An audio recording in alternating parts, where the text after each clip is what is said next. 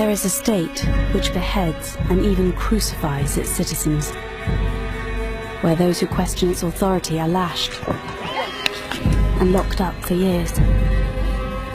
A state where women lack many basic rights, patrolled by religious police, where children are indoctrinated,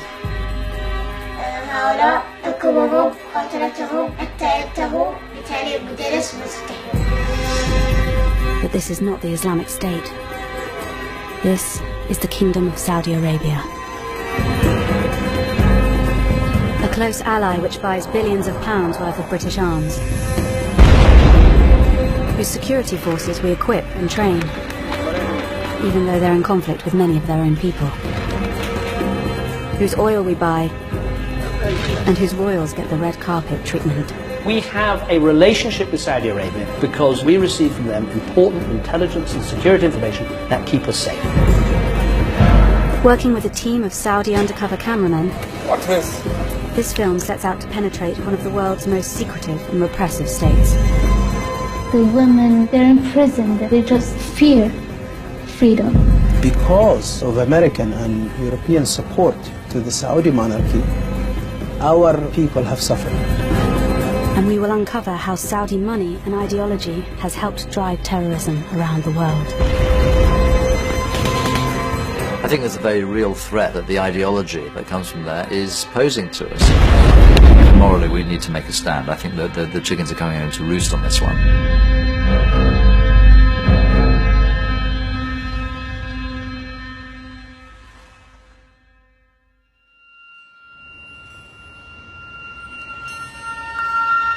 In January 2015, the Union Jack was flown at half-mast in Westminster. A very special mark of respect for a close ally. The Saudi ruler, King Abdullah, had died. Many world leaders came to the capital city, Riyadh, to pay tribute.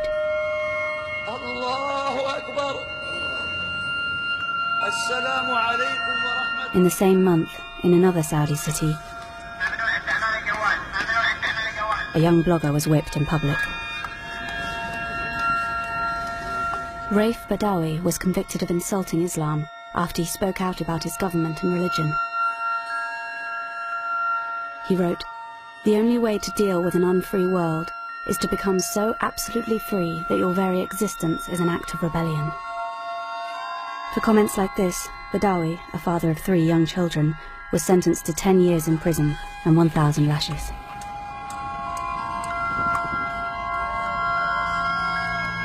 We don't approve of what Saudi Arabia does, we don't like what they do, but they are a necessary evil in combating other regimes. And of course, ultimately, they have a lot of oil.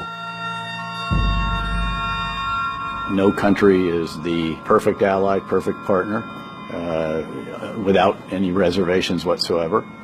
So, welcome to the real world, welcome to the Premier League.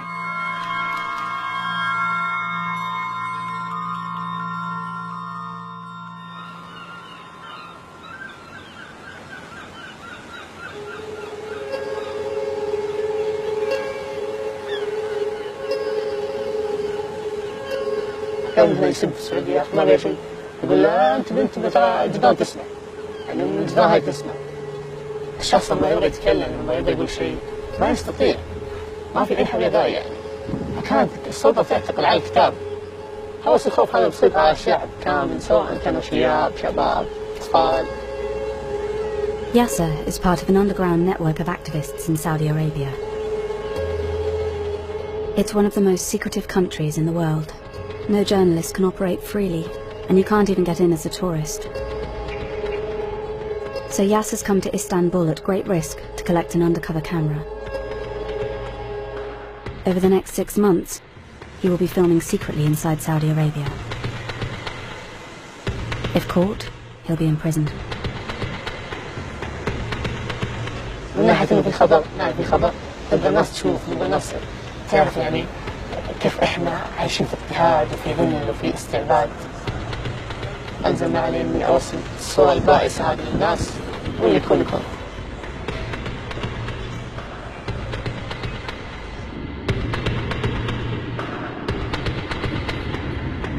2 days later, Yasser is flying back into Riyadh to begin filming undercover.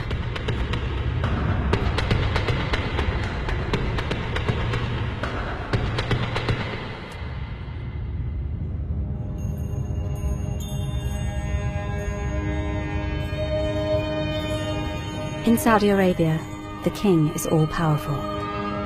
Since he came to the throne in 2015, King Salman's face looms large over the streets.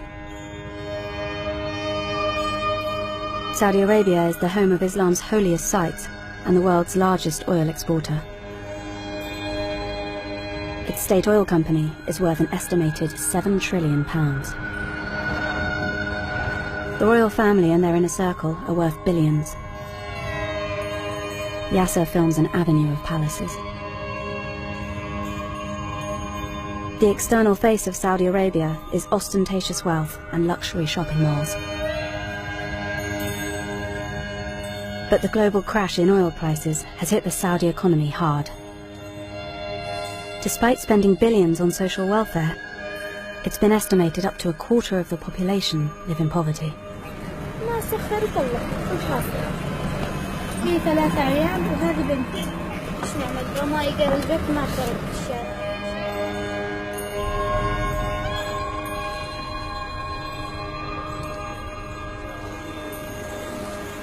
راح أخليكم تشوفون وين هالناس عايشين.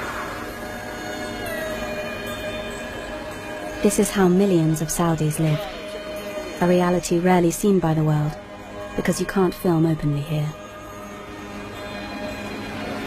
الناس هنا عايشة في عذاب مهيبة. الواحد غرفة الشيء القدسية. الأطفال يبيعون. لا إله إلا الله. الناس بالنسبة شوفوا كيف. شوفوا مجاري شوفوا. السوق. تطلب الماء وتشحن. Yasser's in Saudi's second city, Jeddah. He shows us how women often end up begging on the streets.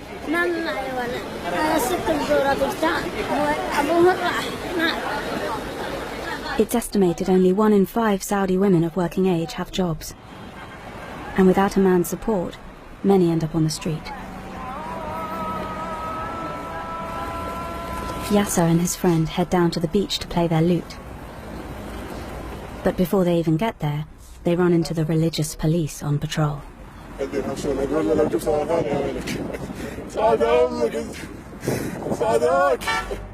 In Saudi Arabia, playing music in public is forbidden by the religious police.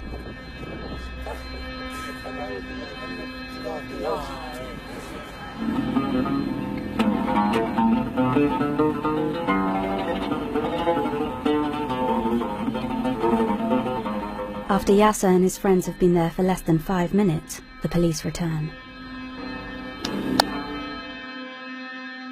This was the last shot recorded before Yasser's lute and hidden camera were smashed.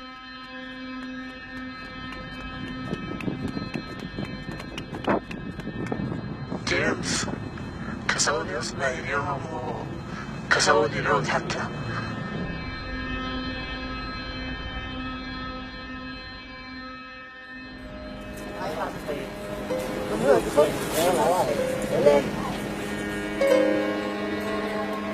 For Yasser and his friends, the religious police are a constant menace.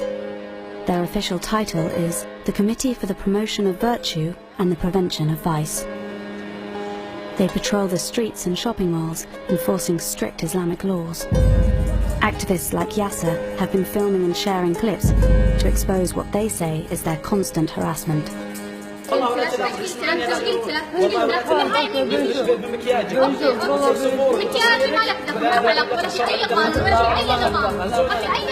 They force women to cover themselves and drive people out of cafes to go and pray. Their strict form of Sunni Islam is known as Wahhabism. It is the religion on which Saudi Arabia was founded. Here, the religious police are smashing bottles, thought to be alcohol.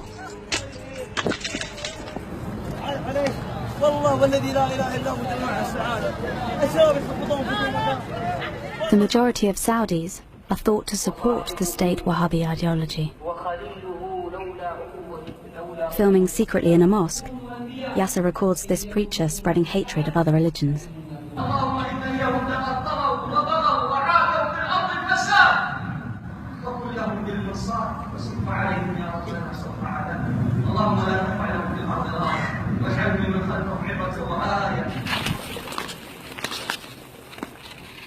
The state Wahhabi ideology is taught to Saudi children from an early age. Yasser films a 14-year-old Saudi boy showing him the books they use at his school. Books made in Saudi Arabia, but exported to the world. يستخدمون في المدرسة طبعا الشيعة والكفار المسيحيون هؤلاء حكمهم مقاتلتهم حتى ينتهوا طبعا هؤلاء سينحرون يعني بتعليم مدرس مستحيل. The textbook doesn't just attack other religions. It portrays the Shia Muslim minority at home as the enemy. طبعا داخل عن الشيعة أنهم رافضة مقاتلتهم وإبعادهم عن دين الإيمان لأنهم كفار ونقاتلهم حيث أمرنا دين الإسلام. The Saudi education system has been intended as an insurance policy, as a security measure to protect the ruling family and to mislead millions of students into hatred of other religions, other cultures, and into the worship of the Saudi ruling family. Saudi Arabia is said to have made some progress reforming its textbooks, removing the worst examples of prejudice. But these books are still found in mosques and schools around the world, everywhere from Britain to areas of Syria controlled by ISIS. No wonder thousands of Saudis joined ISIS and other terror group, because they were trained in Saudi schools. From the foundation of Saudi Arabia, the support of the religious establishment has been central to the royal family's grip on power. The regime uses traditional Islamic punishments.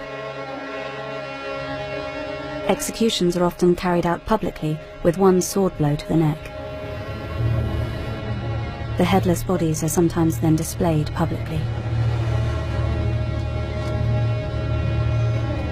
According to human rights groups, King Salman has asserted his rule by stepping up the rate of executions to its highest level for 20 years.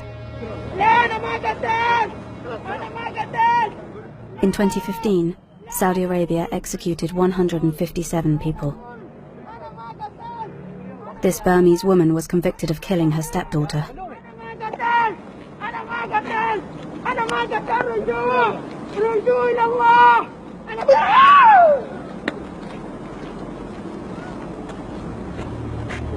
This was filmed by a policeman. He was later arrested after posting it online. The Saudi government claims that only the most serious criminals are executed, and punishments are carried out in line with Sharia law. They say trials are fair, though human rights groups disagree.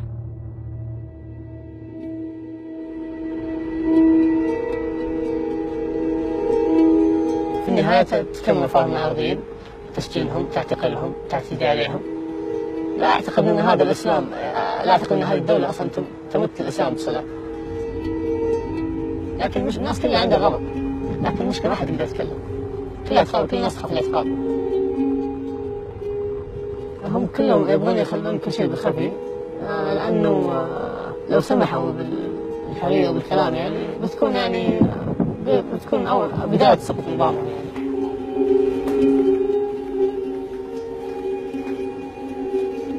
In Saudi Arabia, criticizing the government, criticizing religious people are considered as acts of terror.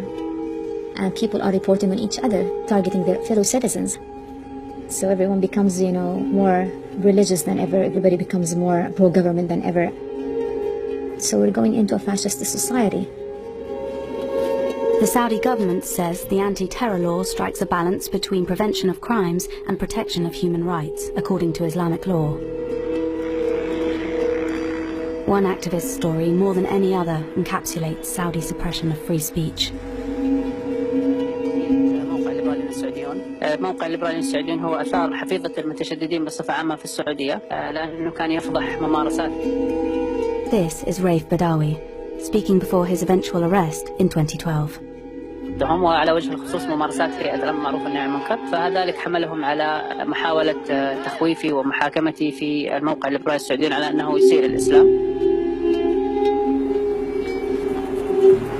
هذه الساحة وليست جمالية في الجد. الأشخاص الذين أنا أعتقد أن رائف شخص أبدى برأيه بكل احترام.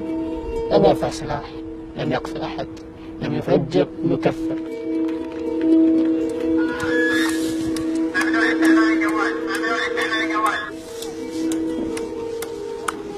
For most of his sentence, Raif has been held in one of Saudi Arabia's most notorious prisons, Bremen. Saudi Arabia shows outsiders state-of-the-art prisons, but people rarely see the reality. Since Raif was imprisoned, Yasser's network has managed to smuggle camera phones into Bremen.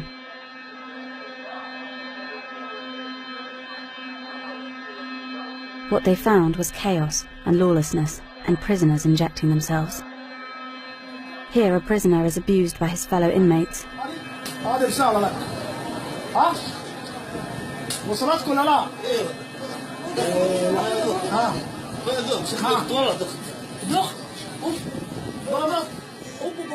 The British government had approved a £6 million contract to train Saudis on how to run its prisons. Amid the international outcry about cases like Raif Badawi's, it decided to cancel the deal, saying it was focusing its resources on domestic priorities.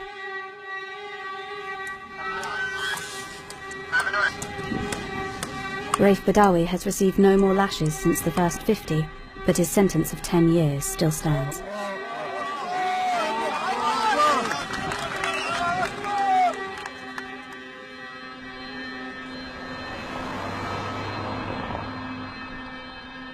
Thousands of miles away, his wife Ensaf and 3 children have received asylum after escaping Saudi Arabia. They haven't seen their father for 4 years. انت بتعرف وين هو بابا؟ وين؟ بالسجن؟ بالسجن ليش؟ ليش ما أعرف. شو عمل؟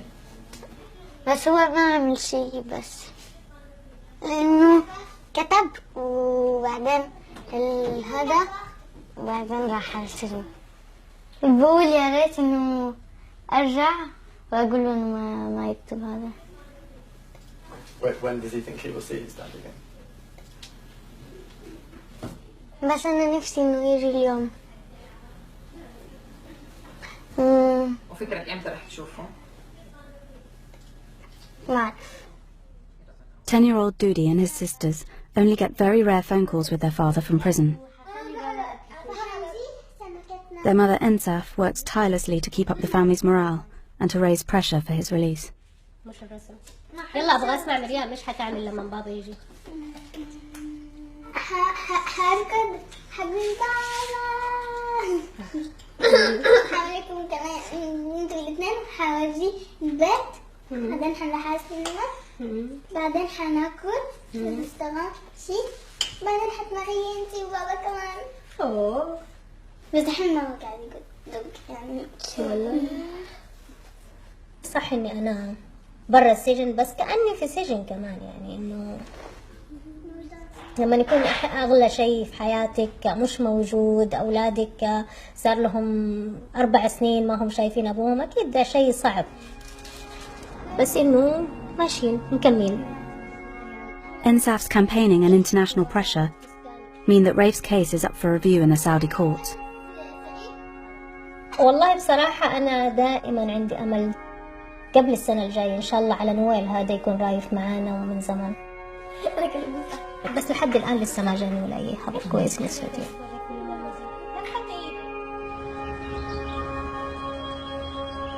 In part 2, we go into Saudi Arabia undercover ourselves and come face to face with the Saudi state. What's this?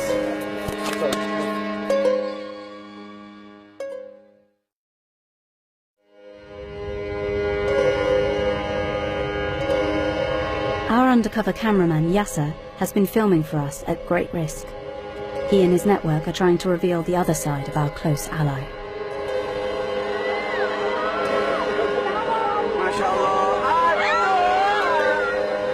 Saudi Arabia doesn't allow tourists, and they don't allow journalists to operate without minders. So we're flying into Riyadh as businessmen after setting up a fake company.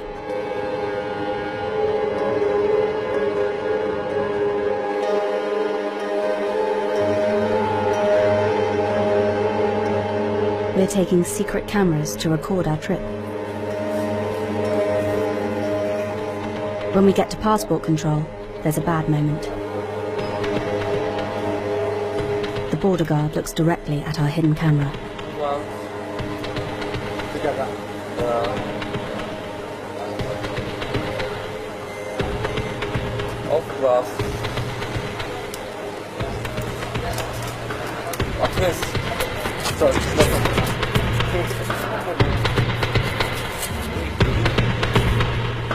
Now we're in Saudi Arabia. All filming we do is forbidden. Our cover story is that we're here for a business conference. On the way, we visit one of Saudi Arabia's most notorious landmarks, known as Chop Chop Square. It's the scene of many of Saudi Arabia's public punishments, and there's a heavy police presence. It has drainage for the blood from the executions.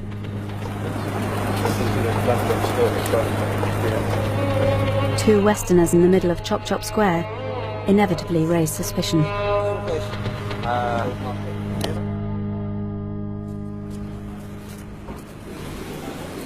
We're going to a cyber security conference, representing CyberSafe UK, a company we've set up for this trip. We've been placed right next to the Ministry of Interior, the very people who arrest activists like Raif Badawi. And we're approached by two senior police officers. Good morning. Hello, Sam. Nice to meet you. Aziz, how are you? Hello. How are you? Good to meet you. Sam, Very nice to meet you. So CyberSafe UK. Yes. Okay. We're a cyber insurance company. Is it also for Saudi businesses? Yes. And what's your cyber insurance? This man is head of cyber security for the Saudi police.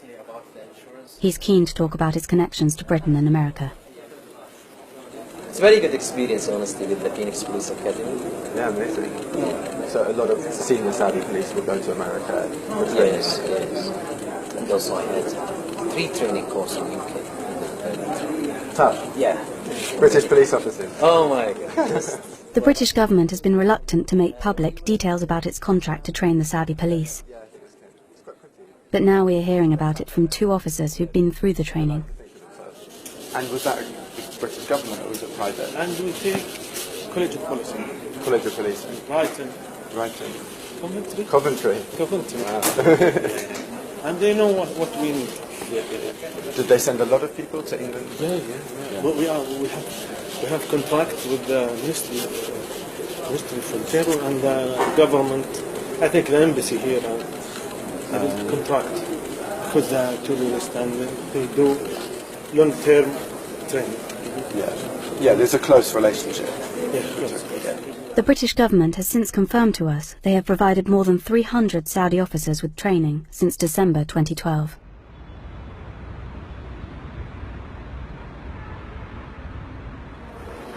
Despite some reforms in education, employment and politics in recent years, women still don't have the same legal rights as adult men.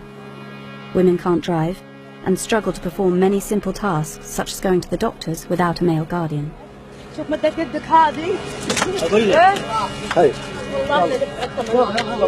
In some cases of abuse, the authorities do act, but if a woman is the victim and tries to report it, the police may tell her she needs a male relative to file a complaint. This is a tribal society, and it's been kept this way. Violence is a symptom of the position of women in a society because it reflects how people view the roles of women. The philosophy of the government is to keep the control of the man, or the power of the father, basically. So violence is used as a disciplinary way or a controlling way.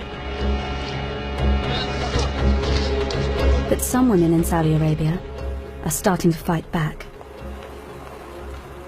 One woman has become the figurehead for the new women's rights movement. It's to meet her that we've come to Saudi. Loujain Hathloul is Saudi Arabia's most prominent women's activist, a constant thorn in the side of the regime. She uploaded videos of herself driving as part of a campaign to change the ban against it. أهلين معكم لوجين الهذلول. أنا الآن في طريق الغويفات بحاول أقطع الحدود السعودية من هناك ونشوف وش يصير. Moments after this was filmed, Loujain was arrested trying to enter Saudi Arabia. She was imprisoned for 73 days without trial. Eventually, she was released, but she is banned from traveling, and she says she still has terrorism charges against her. Despite the risk, she is still happy to meet us. She may be under surveillance, so we have to meet her in a secret location. I've been threatened since the beginning. My car was broken. I almost got beaten up just because of the campaign. People wrote me letters on Facebook and sent me all sorts of weapon pictures, saying that if I continue, I'll be murdered or my family harmed. Loujain's campaign sparked a debate inside Saudi Arabia. To some women, she became a hero. To the more conservative elements, a hate figure. I try to represent their rights. Some of them don't believe that it's their own rights. They refuse it, they reject it. But I believe that they're imprisoned in their own old raising, their old mindset, or they just fear freedom. Although banned from activism, Loujain hasn't stopped campaigning. She's registering as a candidate in the 2015 municipal elections, the first in which Saudi women can participate. سجلت خلاص؟ سجلت. It's scary. I'm not saying it's not scary, but I'm continuing. I am not stopping. I'm stepping, shaking while stepping, yes, but I'm not giving up.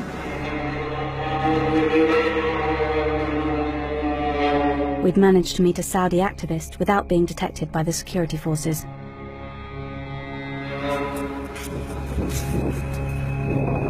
But when we get back to the hotel, there's a shock. The fake company website we've set up has been hacked. It's pretty dark. I should be out.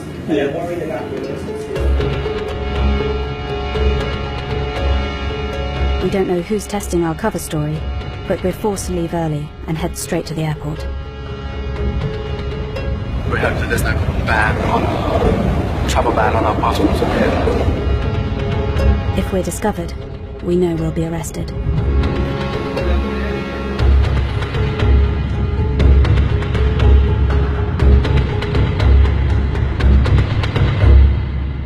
We'd got out, but Yasser is still filming inside. One of his network is driving to a region that's witnessed serious unrest, and the first signs of potential cracks in Saudi rule.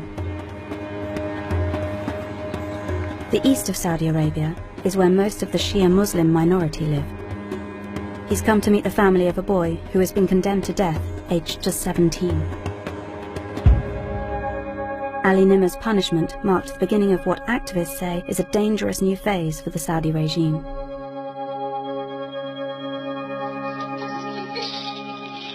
ما تفضحي. ما يتفضحي ويحاول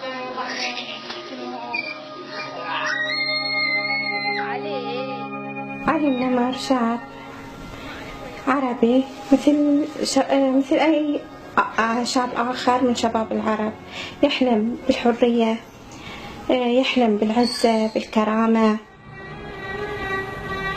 In 2011, Ali Nimmer was a schoolboy who joined in street protests inspired by the Arab Spring. Young Shia men hit the streets in unprecedented numbers in a country where protests are illegal.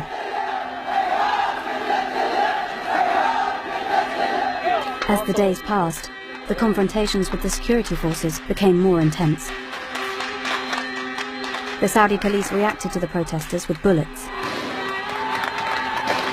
Scenes like this have raised questions about Britain's contract to train Saudi police.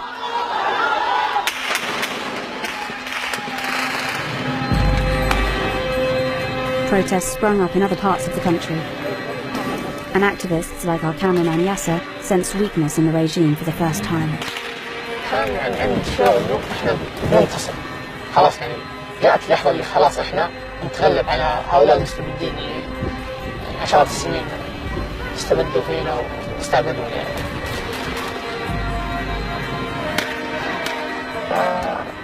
أنا تخيلت أمل كبيرة يعني بعد الوقوف هذا كان شعور جدا مخيب مخزي.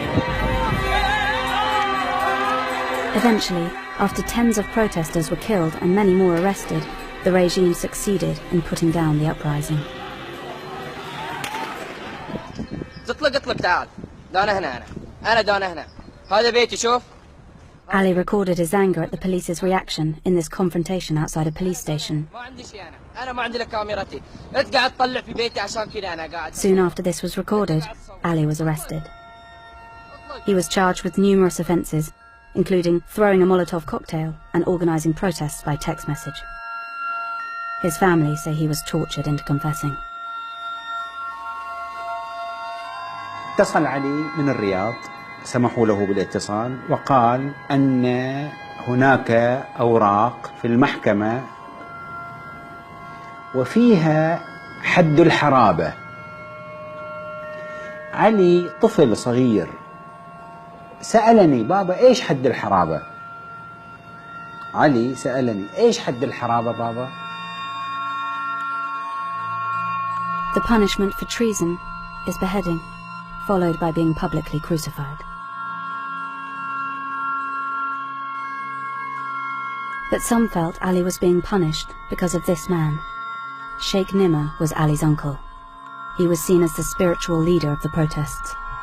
نحن على امتداد 100 عام نعيش ظلم وجور وخوف وترهيب، لا نخاف الموت ونعشق الشهادة.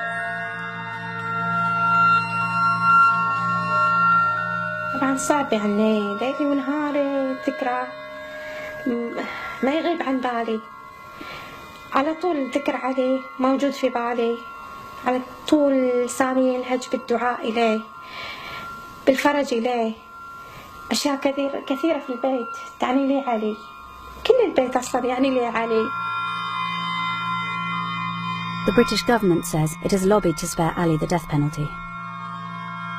But in September 2015, Ali's death sentence was confirmed, with no more chance to appeal. In the same week, it was revealed Saudi Arabia was made the chair of a UN Human Rights Council panel of experts.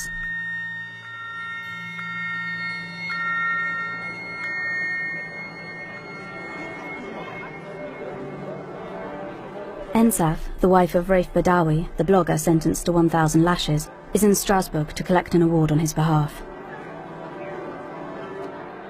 It's good for her campaign, but the review of Raif's case in the Saudi courts has not gone well. رايف اتنقل إلى سجن ثاني، السجن الثاني هذا اللي نقل فيه ما يكون فيه إلا شخص منتهي. كان خبر جدا سيء، أنا قلقانة كتير على صحة رايف. In response to his appeal being denied, she says Raif has begun a hunger strike. خبرتهم إنه نقل سجن جديد بس ما خبرتهم إنه منقطع عن الطعام. حرام يعني أولادي تعبوا من كتر ما هم يتلقوا أخبار، يعني حرام سنهم فقدوه بسبب إنهم يتلقوا أخبار أكبر من سنهم. مجرد ما إني أشوف أولادي كمان يعطوني القوة، يعطوني كمان الأمل. المعاكس للموضوع رايف إنه بعيد عن أولاده، الحكم اللي صدر ضده كان حكم كتير قاسي.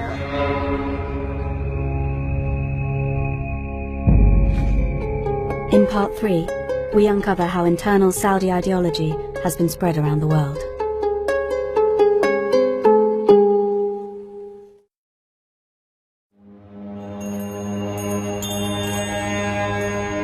For more than 70 years, Saudi Arabia has been Britain and the West's key ally in the Arab world.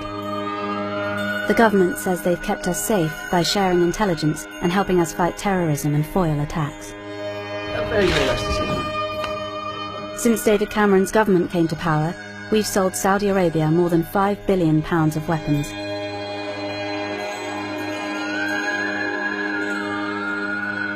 Saudi Arabia has been a very important partner. We've got our oil from them, we've sold weapons technology to them, and they have been an ally in providing intelligence about low-level Al-Qaeda activities. But there's an irony there, and that is because actually Al-Qaeda stems from an extreme interpretation of Wahhabi Salafism, which is the official religion of Saudi Arabia, and which they've been spreading around the world since 1979. So there's an ambivalence to that relationship. The Saudis have spent at least $70 billion spreading Wahhabi Islam around the world. But they've always denied any official link to terrorism, and are now preparing to send troops in to fight against ISIS in Syria. But evidence has come to light related to the most high-profile terror attack of all.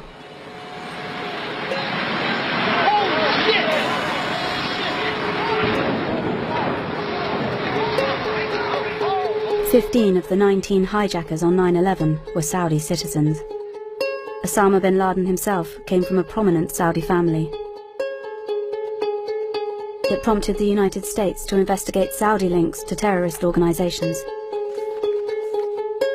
There were individuals within the Kingdom of Saudi Arabia, some of them prominent citizens, some of them people with ties to the royal family, who were funneling funds to all kinds of activities. We saw tremendous amounts of money were going to promote a Wahhabi variation of Sunni Islam. And that led to, I think, mostly unintended consequences, but they should have been recognizable consequences. According to US government documents we've obtained, a pattern emerged of Islamic charities supporting terrorism. The CIA reported that governments in the Islamic world had supported the charities' religious activities, but were unable to monitor them or how their money was used. The name of one charity came up repeatedly: the Saudi High Commission for Bosnia and Herzegovina. It was set up in Sarajevo by Saudi Arabia and provided more than £300 million in aid for Bosnian Muslims. The Saudi High Commission was a significant state-funded charity, and it was tied in certain instances to financing terrorism, in particular in Bosnia, for example. There were people within this institution who were funneling funds to terrorist groups at the time. But more than allegations of passing on money, we found evidence the Saudi High Commission was providing employment and cover for terrorists. Inside this New York courthouse are boxes of evidence for a case brought by the families of 9/11 victims against the Saudi government and the Saudi High Commission. The families are currently appealing their case after it was dismissed last year on the grounds of sovereign immunity. Among the material is this tape, recorded testimony from a convicted Al-Qaeda terrorist. It's never before been broadcast.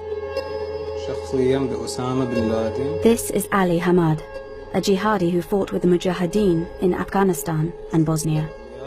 He alleges he and others were employed by the Saudi High Commission, and that local officials at the charity knew that he was linked to Al-Qaeda. He says Bosnia was seen as a crucial foothold in Europe for Al-Qaeda to plan future attacks. تنشر جنودها وضربتها في جميع الدول الأوروبية. البوسنة للقاعدة ليست مهمة. Hamad was later involved in setting off a car bomb in Bosnia in 1997 after the war had ended. It was apparently designed to kill non-Muslims and reignite the fighting there. Documents obtained by lawyers for the 9/11 families also reveal Washington knew about the charity's direct links to terror. But it was only after 9/11 that action was taken. NATO's heightened state of security. 2 weeks after the 9/11 attacks, NATO special forces raided the charity's offices in Sarajevo. Are you saying that you have evidence of Al-Qaeda's activities here in Bosnia? Yes. We've spoken to another senior officer involved in the raid, who described the material they uncovered as very disturbing. A hard drive of maps of military buildings in Washington, information on how to fake State Department badges, and before and after pictures of the World Trade Center.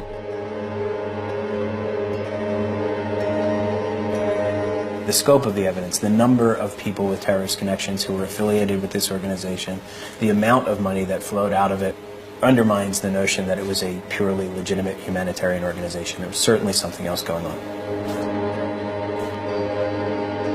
Documents filed in court confirm that the Saudi High Commission was an official arm of its government which provided 1/3 of its funding, and that the charity's president throughout this period was a man whose face now hangs over the streets of Riyadh. At the time, Prince, now King Salman. And Saudi media reported he visited its offices in Sarajevo a year before it was raided. The Saudi High Commission was linked to radical individuals who, in several different instances, were allegedly involved with Al-Qaeda. That suggests to me a questionable sense of judgment about what the drivers of terrorism are or historically have been. King Salman could or should have done a better job in exerting oversight over the organizations in which he was chair. The Saudi government in the past has said that none of its agencies knowingly provided funds to Al-Qaeda or other terrorist groups. There is no suggestion King Salman, the royal family, or senior Saudi officials knew about or were involved in the alleged support for terrorism at the Saudi High Commission. The 9/11 Commission said that although Saudi Arabia had long been considered the primary source of Al-Qaeda funding, it had found no evidence that the Saudi government or senior officials individually funded Al-Qaeda, but that this did not exclude the likelihood that charities with significant Saudi government sponsorship diverted funds to Al-Qaeda. Since 9/11, Saudi Arabia has wanted to show the world that they are tackling terrorism. They themselves have been the target of attacks, and they have passed laws to clamp down on private donations from inside the kingdom. They have carried out airstrikes against ISIS, and are now preparing for a ground war against them in Syria. They also deny Saudi Arabia supports ISIS ideologically. But many feel that it's the underlying Wahhabi ideology that's the wider problem. The ideology of ISIS is not much different from the ideology that Wahhabi Salafi Islam in Saudi Arabia adheres to. Unless the Saudis deal with this issue, we are going to constantly fight yesterday's war, and even if we defeat ISIS, there'll be another terrorist organization, perhaps with a different name, as long as they have this ideology that emanates from Saudi Arabia.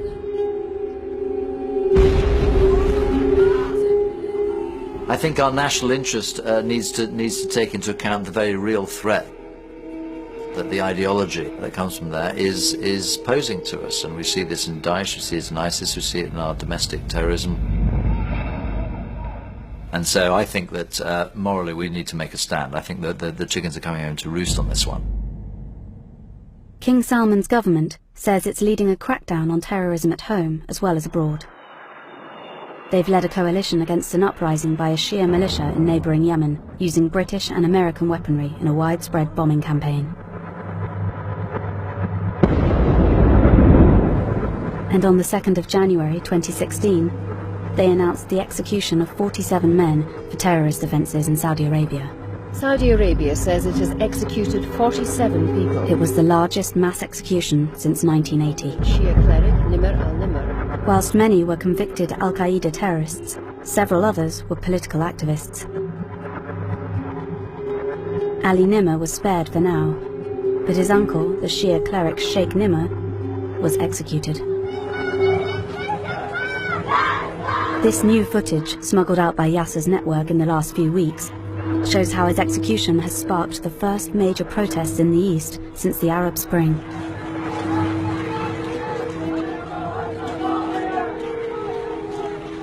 أنا شخصيا أعتبر أن السيف مسلط على رقبته.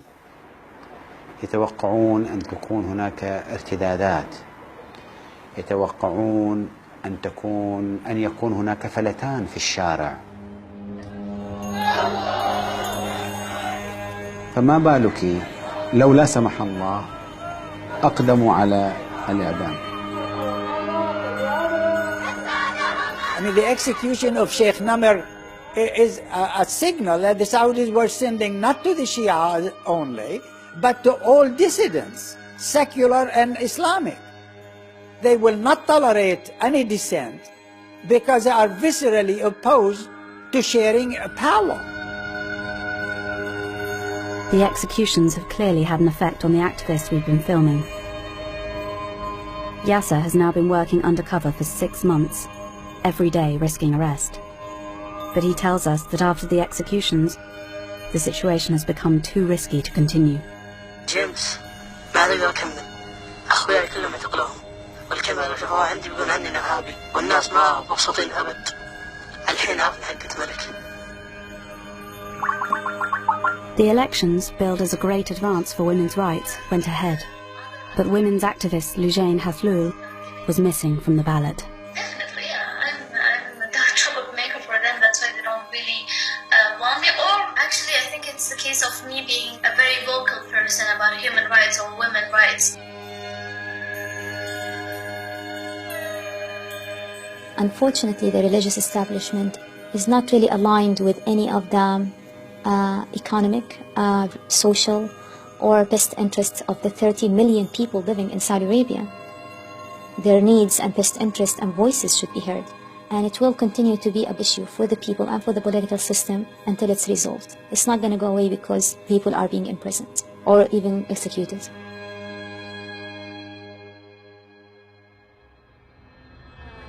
A year since Raif Badawi was publicly flogged, he's still serving out his 10-year sentence.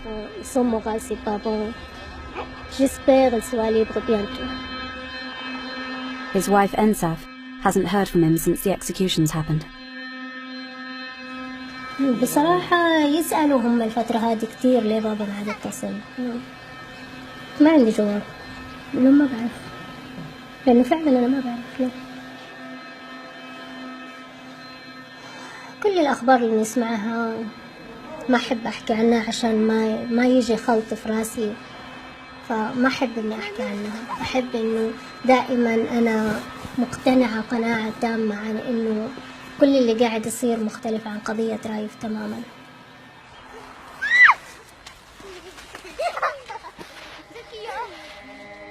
In response to the film, the Foreign Office told us, "Only by working with Saudi Arabia can we bring about changes we would like to see. We regularly raise with them the importance of compliance with international law, including in the Yemen conflict. Senior Saudi leaders have condemned sectarianism and ISIS's ideology. Our police training undergoes strict assessment and is designed to improve human rights compliance of the Saudi justice system. Our arms sales are subject to one of the most robust export control regimes in the world. We are extremely concerned about Raif Badawi and have raised his case at very senior levels. The Saudi government has assured us that Ali Nimr will not be executed." The Saudi government told us, "The Kingdom of Saudi Arabia utterly rejects the partisan nature and sensationalist tone of this documentary, which sets out to portray the country in a negative and unbalanced light. The Kingdom's legal system is based on the due process of Islamic Sharia law. The Kingdom is at the forefront of international efforts to combat terrorism and will pursue anyone who supports and funds terrorist activity, and to suggest otherwise is a slur. In keeping with its biased agenda, ITV chose to undertake covert filming when they could have applied for and received a journalistic visa, like many of their counterparts."